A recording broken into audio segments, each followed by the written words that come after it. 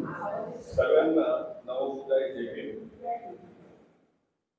आपली सेमिनरी सुरू होऊन आता जवळपास 3 वर्ष होती, 10 महिना. सेमिनरी सुरू झाल्यापासून तर नेहमी तिथे धम्मवर्ग दर शनिवारी चालत होता आणि चालत आहे. तर या धम्मवर्गामध्ये दर शनिवारी न चुकता, आता त्याच्यावर कोणत्याही परिस्थिती आली असेल तर सध्या 1-3 महिन्यापासून काही आल्या नव्हत्या, परंतु सेमिनरी सुरू होऊन कमीत कमी 1-1.5 महिन्याच्या आधीपर्यंत नित्य नियमाने येणाऱ्या आमच्या क्लासच्या विद्यार्थ्यांनी आयुष्यमध्ये पाटील महानंदाताई पाटील यांचा पंतेजीच्या हस्ते नियमित वर्गाला येत असल्यामुळे इथे त्यांचा सत्कार करण्यात येत आहे.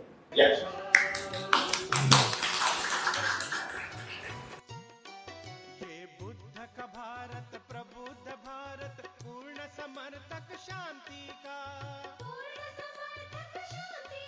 सन्मान बड़ा अहिंसा का यहाँ मुकाल निरर्थक क्रांति का जगवालो अमन का व्रत लेकर जगवालो अमन का व्रत लेकर संसार सवारो भ्रांति का अहिंसक नीति युद्ध की नीति धरो अहिंसक नीति ये बुद्ध की धरती. खूप धन्यवाद. आता दुसऱ्या सत्राला आपण सुरुवात करूया आणि थोडक्यामध्ये सत्र संपवायचं आहे.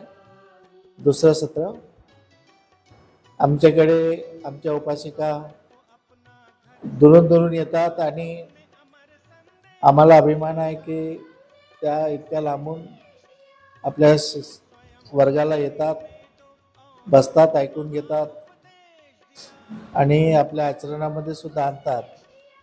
आम्हाला खूप त्याचा अभिमान आहे. आता यामध्ये लिहिलं आहे की ईश्वर और उससे प्रार्थना करने संबंधी मिथ्या धारणाओं का त्याग करें. यामध्ये ईश्वर आणि ईश्वरासाठी केलेल्या प्रार्थना, कोणासाठी? ईश्वरासाठी. बुद्ध धर्मामध्ये ईश्वर नाही आणि ईश्वरासाठी केलेल्या प्रार्थना याला सुद्धा आपल्याला कुठेही स्थान नाही आहे. आपले लोक म्हणून कोणत्या देवळात जात नाही आणि कोणत्या ईश्वराकडे जात नाही. आता जो काही प्रश्न आहे तो आपल्या अंतर्गत प्रश्न आहे बाकीचा, परंतु आता बरेचसे लोक हे ईश्वराला भेटायला देवळात जात नाही आणि ईश्वराची प्रार्थना करत नाही. म्हणून बुद्ध म्हणतात की बाबासाहेब आंबेडकरांनी लिहिलं की अजूनही जर तुमच्या मनामध्ये थोडीफार जरी असेल, मनामध्ये ईश्वरीय ताकद, ईश्वरीय शक्ती, चमत्कारिक, तर ते लवकरात लवकर त्याग करा, लवकरात लवकर सोडा. आणि हम व्यर्थ की सूक्ष्म काल्पनिक उडानों में न उलझे रहे. ज्या व्यर्थच्या कल्पना अशा केल्यामुळे असं होते, मग लोक आपापला अनुभव सांगतात. मग मी इथं गेली होती, मग त्या भावाने मला थोडीशी राग दिली, मग त्याचं मला परिणाम निघाला, मग माझ्या डोक्यावर हात ठेवला, आशीर्वाद दिला, माझं बरं झालं. तांब्याची तार हातामध्ये दिली, ती करंट लागली, माझं बिमारी बरी झाली. अशा अनेक काल्पनिक गोष्टी असतात आणि त्या बुद्ध धर्मामध्ये सुद्धा आता सुरू झालेल्या आहे आणि त्याच्याकडे आपण सगळ्यांनी सतर्क राहायला पाहिजे. काही असतील ट्रीटमेंट, मी म्हणत नाही की तांब्याच्या तारामुळे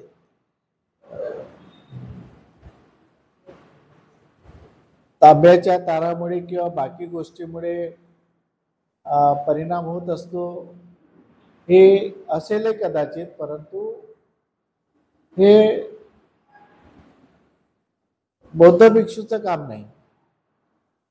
एखादी वैद्य आहे, एखादी डॉक्टर आहे, त्यांनी ट्रीटमेंट देणं, त्यांनी इंजेक्शन देणे, दवा पाणी देणे, हे त्याचं काम आहे, परंतु भिक्षूचं काम नाही. भिक्षू जर आयुर्वेदिक डॉक्टर असेल, त्याला दवा पाणी माहीत असेल, तर तो आयुर्वेदिक उपचार घेऊ शकेल, आयुर्वेदिक उपचार करू शकेल. परंतु हे अशा प्रकारच्या काल्पनिक गोष्टी माणसाने मानू नये.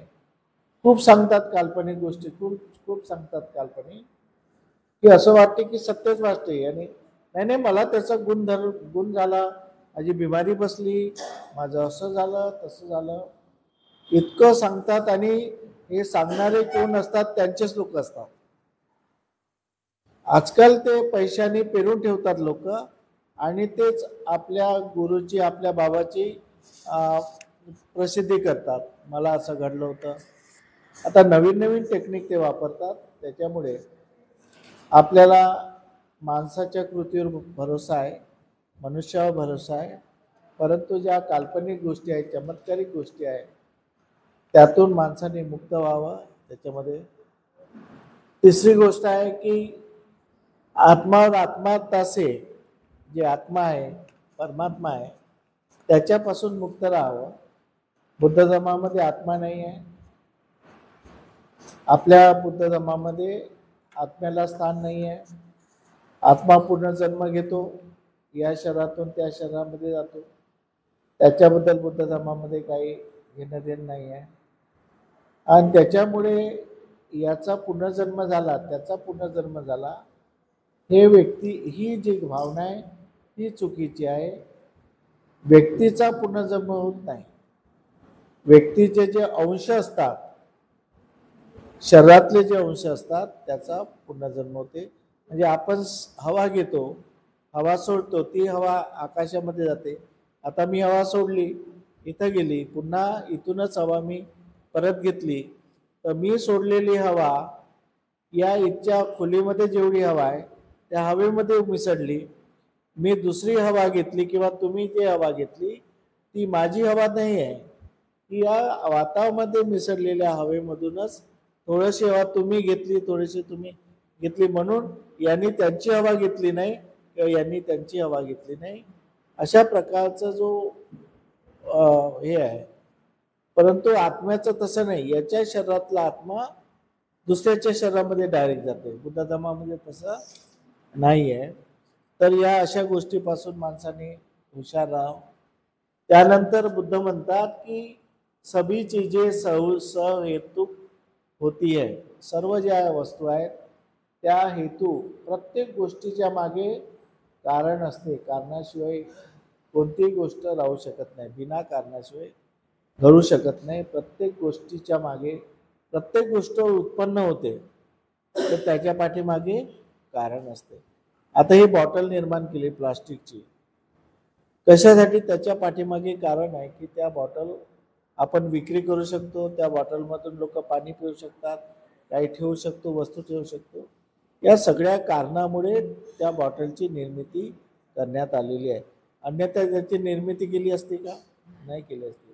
हे टेबल, आपण टेबलाची निर्मिती केली कशासाठी? की टेबल लिहिण्याच्या कामी पडते, लोक उपयोगात आणतात, त्याला पैसे घेऊन विकत घेतात आणि त्याचा उपयोग करतात. म्हणून हा लाकडाचा टेबल इथं बनवण्यात आलेला आहे. खुर्ची बनवण्यात आली यासाठी की लोक खुर्चीवर बसतात, थोडा आराम वाटते आणि लोकांच्या कामामध्ये येते, म्हणून प्लास्टिक मधून ती खुर्ची बनवण्यात आली. तर प्रत्येक गोष्ट बनवण्यामागे हेतू असते. तसंच आपल्या जीवनामध्ये ज्या गोष्टी घडत असतात, ज्या गोष्टी येतात आपल्या जीवनामध्ये, त्याच्या पाठीमागे हेतू असते, कारण असते, परंतु ते लपलेलं असते. एखादी वेळ आपली प्रकृती खराब झाली, आपल्याला त्याचं कारण समजत नाही, परंतु प्रकृती का खराब झाली त्याच्या पाठीमागे काही ना काही कारण असेल. आपल्या हातून काही चुकीचं खाणं झालं असेल, आपल्या हातून आपण उन्हामध्ये खूप फिरलो असेल, उन्हामुळे उष्माघात किंवा काही आपल्याला डायरिया झाला तर आपल्या पाणी पिण्यामध्ये काहीतरी जंतू असतील. त्याच्या पाठीमागे जे पॅथॉलॉजी करून जे आहे आजाराची छाननी होते आणि त्या पॅथॉलॉजीमधून त्याचं कारण कळते की याला टायफॉइड आहे, मलेरिया आहे, कोणत्या जंतूमुळे झाला हे आपल्याला कळते. म्हणून जे बिमारी होते, कोणतीही काही घटना घडते, त्याच्या पाठीमागे कारण असते. आपल्याला बिमारी झाली त्याच्या पाठीमागे कारण आहे की कोणता तरी जंतू आपल्या शरीरामध्ये गेला आहे, कोणती तरी वाईट गोष्ट आपल्या शरीरामध्ये गेली आहे, चुकून गेली असेल, कळत नकळत गेली असेल, त्याच्यामुळे आपल्यामध्ये या बिमाऱ्या झालेल्या आहेत. तर हे कारण असते.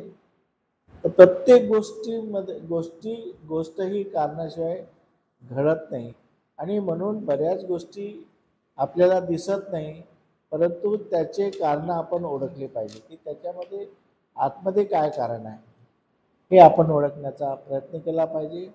आणि हे सगळं जग दिसते, हे कारणाशिवाय कोणती गोष्ट या ठिकाणी नाही. या ठिकाणी बिल्डिंग बांधली, कारण इथं आपण क्लासमध्ये बसू शकतो म्हणून बिल्डिंग बांधली. या ठिकाणी फॅन लावला आहे, फॅन कशासाठी की हवा लागला पाहिजे म्हणून फॅन. लाईट कशासाठी की दिसलं पाहिजे म्हणून लाईट.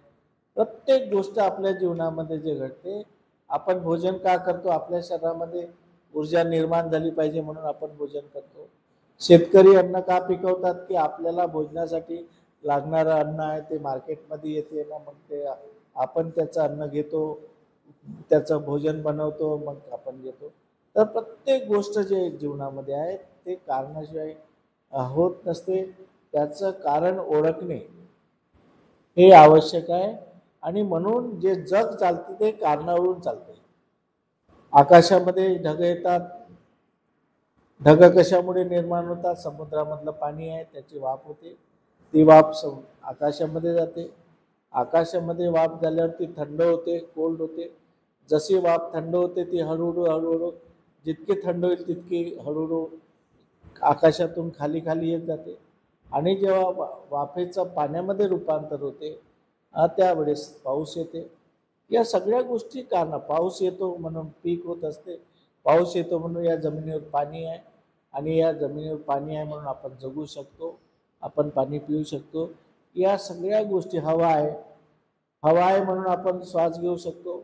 हवाच नसला तर, हवा आहे म्हणून आपले जे झाडं झुडपं आहेत हे हवा आहे म्हणून आहे.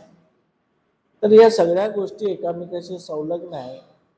आणि म्हणून हे जग चालते हे ईश्वर परमेश्वराने चालत नाही, तर जे कारण असतात त्या कारणावरून आपल्याला हवा मिळते, कारण आहे हवा म्हणून निर्माण. पाणी मिळते म्हणून आपण जिवंत आहोत, हवा मिळते म्हणून आपण जिवंत आहोत. झाडाची सावली मिळते, ऑक्सिजन मिळते झाडापासून म्हणून आपण जिवंत आहोत. आपल्याला चालायला पृथ्वी आहे, आपल्याला ऊन मिळते म्हणून आपण जिवंत आहोत. या सगळ्या गोष्टी निसर्ग आणि मानव निर्मित आहे. काही मानव निर्मित आहे, काही निसर्गामधून येते. निसर्गामधून हवा येते, निसर्गामधून प्राणवायू मिळतो, आणि मानवमेध हे पंखे मनुष्य निर्माण करतो, इलेक्ट्रिक मनुष्य निर्माण करतो. मनुष्य आणि निसर्गामधून ज्या काही मिळून कॉम्बिनेशनमधून वस्तू निर्माण होतात, त्या वस्तूच्या कारणामुळे हे जग चालते, पृथ्वी चालते. आपण आज अमेरिकेमध्ये जातो तर विमान आहे म्हणून जाऊ शकलो. विमान नसती तर किती समुद्रामधून जायला किती दिवस लागले असते आगमोठे. हे सगळं जग हे माणसावर अवलंबून आहे, निसर्गावर अवलंबून आहे. परंतु बोट परमेश्वरांनी निर्माण नाही केली, हा पंखा परमेश्वरांनी निर्माण नाही केला, ही हवा जी आहे ही हवा परमेश्वरांनी नाही दिली, पाणी परमेश्वरांनी नाही दिलं. या सगळ्या गोष्टी निसर्गातून होत असतात. आणि म्हणून निसर्ग आणि मानवामुळे या जगामध्ये कोणती गोष्ट घडत असते आणि त्याच्या पाठीमागे उद्देश असतो. मानव प्रत्येक गोष्ट करतो तो उद्देश असतो. आणि निसर्गातून ज्या घटना घडतात त्यासुद्धा त्याच्यामध्ये बदल होतो, आणि त्या निसर्गाच्या नियमाप्रमाणे सगळ्या घटना घडत असतात. अशा प्रकारे बुद्ध म्हणतात की कोणती गोष्ट ही कारणामुळे असते आणि कारणामुळे परिणाम निघतो. आणि म्हणून माणसाने कुशल कर्म केलं पाहिजे, चांगलं कर्म केलं पाहिजे, की तुम्ही चांगलं कर्म केल्यामुळे त्याचे चांगले कारण निर्माण होतात, चांगले कारण निर्माण होतात. त्या चांगल्या कारणामुळे चांगले परिणाम निघतात. आपण चांगलं करू तर त्याचे परिणाम चांगले होतील, वाईट काम करू तर त्याचे वाईट परिणाम होत असतात, कारण त्याचे कारण निर्माण होतात. आपल्याला कळत नाही, आपण वाईट काम करतो, आपल्याला वाटते कोणी पाहत नाही, काय मौज करतो, किती आपलं एन्जॉयमेंट घेतो. परंतु ते जे कर्म आहे ते कर्म कारण निर्माण करत असते, कर्म कारण निर्माण करत असते आणि ते न दिसणारे कारण हे तुमच्या जीवनामध्ये परिणाम निर्माण करत असतात आणि म्हणून आपल्या जीवनामध्ये परिणाम घडत असतात. आणि म्हणून कोणते कर्म करताना हे लक्षात ठेवलं पाहिजे की त्याचं कारण कशा पद्धतीने बनत आहे. कर्म असं करा की चांगलं कारण निर्माण झालं पाहिजे. चांगलं कारण निर्माण झालं तर त्याचे परिणाम चांगले होतील. असं कर्म करू नका की त्याचे वाईट कारण निर्माण होतील. वाईट कारण निर्माण झाले तर त्याचं फळ पण वाईट आपल्याला भोगावं लागेल. आणि अशा पद्धतीने बुद्धांनी अनाथ पिंडकाला ईश्वर, आत्मा आणि हे जग कसं चालते याच्याबद्दल सविस्तर मार्गदर्शन दिलं. आणि ही घटना बाबासाहेब आंबेडकरांनी द बुद्धायन धम्मामध्ये या ग्रंथामध्ये घेण्याचं कारण म्हणजे समाजामध्ये अजूनही वेगवेगळ्या भ्रांती आहेत, समाजामध्ये अजूनही अज्ञानता आहे, समाजामध्ये अजूनही अंधश्रद्धा आहे, त्या दूर करण्याच्या उद्देशाने बाबासाहेब आंबेडकरांनी हे प्रकरण या ठिकाणी टाकलं. आपण बाबासाहेब आंबेडकरांचा विचार, बाबासाहेब आंबेडकरांचा हेतू आपण समजून घेण्याचा प्रयत्न करावा आणि आपल्या जीवनामध्ये या सगळ्या गोष्टी उतरवण्याचा प्रयत्न करा. कारण बाबासाहेब आंबेडकरांचा खूप दूरदृष्टिकोन होता आणि बाबासाहेब आंबेडकरांचा दूरदृष्टिकोन हे होता की अजूनही समाजामध्ये ईश्वराला मानणारे लोक आहेत, अजूनही समाजामध्ये आत्म्याला मानणारे लोक आहेत, अजूनही समाजामध्ये या सगळ्या गोष्टी ईश्वरामुळे होतात, अजूनही माणसाचे पुनर्जन्म आत्म्यामुळे होतात. या अनेक भ्रमित करणाऱ्या गोष्टी, अनेक या अलौकिक चमत्कारिक गोष्टी अजूनही समाजामध्ये आपल्याला उपलब्ध मिळतील. आणि त्या कारणाने बाबासाहेब आंबेडकरांना समाज चांगला बनवायचा आहे, समाज हा शुद्ध विचाराचा बनवायचा आहे, समाज हा सत्यावर आधारित समाज चालण्याला प्रवृत्त करायचा आहे. आणि त्या दृष्टीने बाबासाहेब आंबेडकरांनी आपल्यासाठी एवढं काही करून ठेवलं की इतकं सुंदर सुंदर लेख दिले, इतकं सुंदर सुंदर त्यांनी लिखाण करून ठेवलं. परंतु बाबासाहेब आंबेडकरांचं लिखाण, बाबासाहेब आंबेडकरांचं तत्त्वज्ञान आपल्याला पुरेपूर समजत नसल्यामुळे आपल्यामध्ये कुठंतरी अंधश्रद्धा निर्माण होत असते. आणि म्हणून ही गोष्ट, या अशा प्रकारच्या अंधश्रद्धेला आपण भारू नये.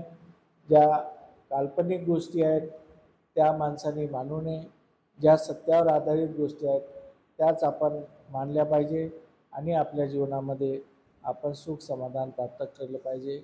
एवढे बोलून मी आपलं प्रबोधन या ठिकाणी समाप्त करतो.